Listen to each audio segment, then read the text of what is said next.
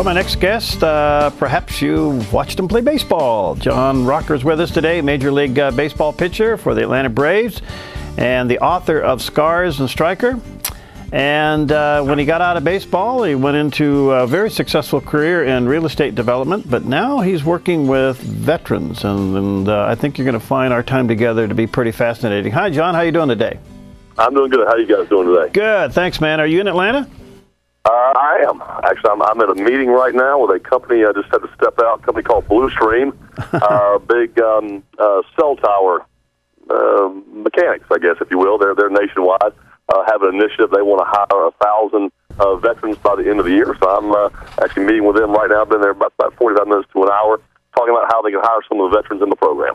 Well, good for you. Just a quick question. How'd you go from baseball to real estate to helping vets? Just jack of all trades, I guess. No, actually, when I was playing ball, just the crowd I ran with, in my civilian life, I guess, away from baseball, were all real estate guys. I had a dear friend of mine growing up that got into real estate. His father had been a big-time commercial developer and whatnot. And when I was still playing, maybe my second year in the league, I think, we bought a shopping center together down in St. Simons Island, Georgia. And really, before I retired, I bought a decent portfolio of real estate. And then, just sitting around the off seasons and things like that with these individuals and just picking their brain, I just kind of got interested in it. And actually, when I got hurt in 2003, and I spent basically 2 years on the disabled list, still trying to come back and play, rehabbing and things like that. Actually, my first real estate development while I was technically still playing up in Dalton, Georgia, a little 70-lot dirt deal up there. And then, when I rehabbed for those 2 years, and I came back and realized the shoulder just, the old gray mayor just wasn't what she used to be, and I just, wasn't any good anymore. I hung it up, retired, and literally went home from the ballpark one night and just woke up the next morning and just kept on doing what I've been doing the last several years with managing my properties and creating new deals and things like that, and just off I went. Well, tell us about Save Homeless Veterans Organization. What is it you guys do? It's a 501c3, not-for-profit, based here in Atlanta for right now. Would love to take it regionally and hopefully nationally at some point. It's basically a program. The foundation of the program, obviously, Save Homeless Veterans, is you're looking to take men and women who serve this country who've ended up on the wrong side of life and ended up homeless, to bring them in off the street, and we provide nice housing for them. The general footprint for our homes, 4 bedrooms, 3 baths, 3 bedroom, 2 bath. Generally buy our properties off audio, bank books, their foreclosures, and we fully rehab them. One we just put in place about 2-3 months ago, 10-foot ceilings, granite countertops, hardwood floors, brand new appliances. I mean, we put these men and women in nice places. And the whole theory is I'm not going to have a man or woman that fought in my stead living somewhere that I wouldn't be proud to live in. So all the properties we put them in, some clown approached me about 2 months ago, said he had a portfolio of Section 8. I was this close to punching right in his mouth. Wow. I wouldn't live in Section 8, and by God, somebody that fought in my stead that have that much respect for it, they're not going to live in Section 8 either. Not to disparage those people, but military veterans, especially the men and women in my program, deserve better than that. It goes, and sorry to interrupt you, but it goes way past that. It's a fully comprehensive effort to basically rehabilitate the lives of these men and women. The 3 basic areas that cause these men and women to become homeless: physical irresponsibility, psychiatric issues, and chemical dependency. And within the program, while you're living, in one of our homes within the program, we've got counselors, PhD mentors, and psychiatrists, psychologists, all kinds of affiliations all over the city to deal with your post-traumatic stress disorder, deal with your alcohol issue, your drug issue. We've got a group we're partnered up with called the Optimum Financial Institute. Dear friend of mine, Ryan Mack. You can see Ryan on CNN all the time as a financial analyst. Right. He's a Wall Street guy. He started a 501c3 Optimum Financial Institute that teaches financial literacy, to teach these folks after we get them a job through the program and they start making money, how to budget their money, clean their credit up, properly fill out job applications, start savings accounts, all those kind of things. We basically try to address all the issues by which a man or woman becomes homeless and create that foundation. And so when they're done with the program, they can go out and afford their own place. They've got all the faculties in place, at that point in time, to never experience homelessness again. Well, first of all, how can people get a hold of you or learn more about it if they want to support what you're doing? Do you have a website? We do, SaveHomelessVeterans.org. Okay. savehomelessveterans.org. You know, I think, John, what we don't realize, it's hard for me, and I've had some guests in the past here that have talked about this. It's hard for us to get our heads around that we have these people that went out and gave their all for us and fought for this country and are homeless. I mean, they're homeless. I mean, I know some that are living in their cars. How big is this problem? And I actually didn't know this. I was involved in working with a homeless community, just the civilian, if you will, homeless community here in Atlanta, right.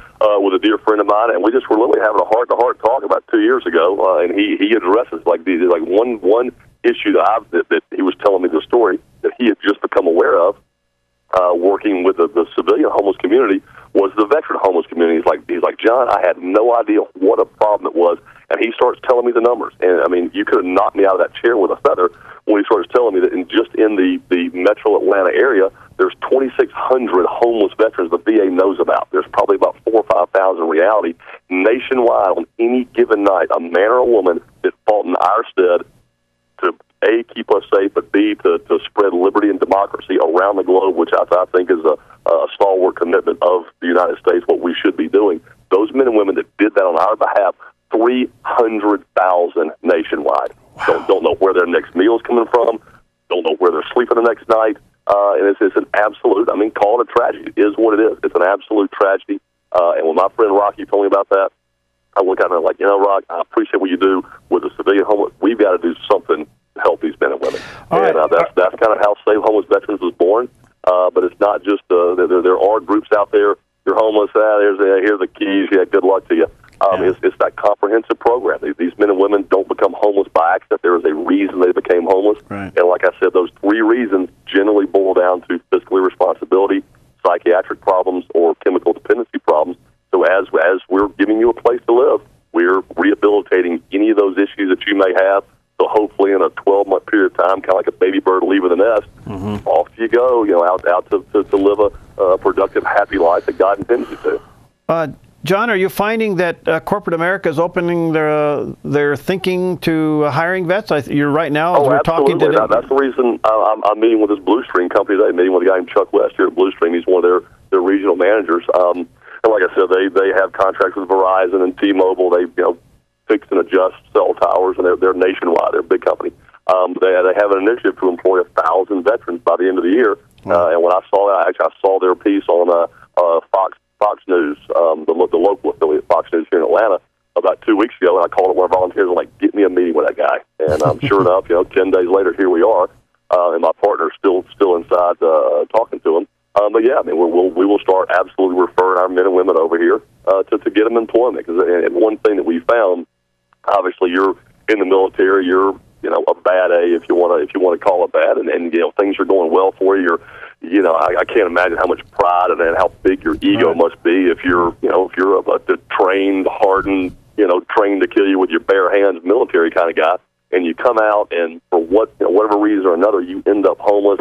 You can't put food on your own table. You can't pay your bills. You can't take care of your family. And what that must do to someone's ego, to someone's pride they have in themselves. So when you come in our program, a big part of the program is to employ you, is to get you a job. We're affiliated also with a group called Select Source, a staffing company that they found jobs for a few of our men and women already. But just that whole, I'm back at work, I'm getting a paycheck. I can, if I want to go, take a friend out to dinner, I can actually do that. And that's got to do a lot to start repairing that damaged pride, that damaged ego. And it seems to be working pretty well so far. So I'm actually sitting here, like I said, meeting with Blue Stream just to start putting them on our referral list. All right, let me say to our viewers and listeners, savehomelessveterans.org is the website. You can go there and learn more about it and find out what he's doing and maybe even get involved in it.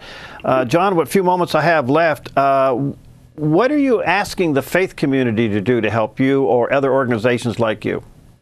The biggest thing, obviously, us being a not-for-profit, we survive solely off donations. And whether it's $5, $20, whatever, it all makes a difference. When these men and women come in our program, they literally, and there's a few minor exceptions, but literally there's been guys who have come in that literally did not have a dime in their pocket. They had no money, had nothing. They had a suitcase with 4 or 5 shirts, a couple pair of jeans, and a pair of shoes on their feet, and that's all they have in this world.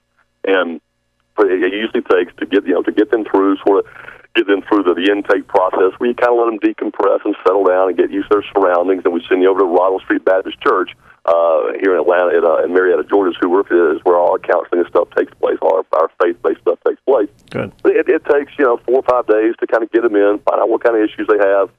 Do you have any chemical dependencies? Do you have what are your psychiatric issues? All that kind of stuff. To start prescribing what kind of treatment they need to begin their rehabilitation process. And then once that happens, the job application happens and all that kind of stuff. It takes about 45 to 60 days for these men and women to become employed. Most times they don't have VA benefits because it's kind of funny. If you don't have an address, it's kind of hard to get a benefit check. Mm-hmm. So we take them down to the VA. We get their benefits reinstated. But that whole process takes between 30 and 60 days. Wow. And during that period of time, they showed up with not a dime in their pocket. Wow. So how do they get? So we generally we'll give them, each man, each woman, we'll give them a couple $100 a week to, maybe a little spending money, maybe some grocery money, but buy some hygiene products and things like that. And those monies come from donation dollars. Right. Until that man or woman can kind of start climbing that ladder and back up to the top and get employed and start getting some benefit monies from the VA and stuff like that. There is a I'm out of time here. Yeah, I'm out of time here, John. But again, let me just encourage people, check it out, and you can go to savehomelessveterans.org. John, thanks for what you're doing. God bless you, my friend. Let's stay in touch.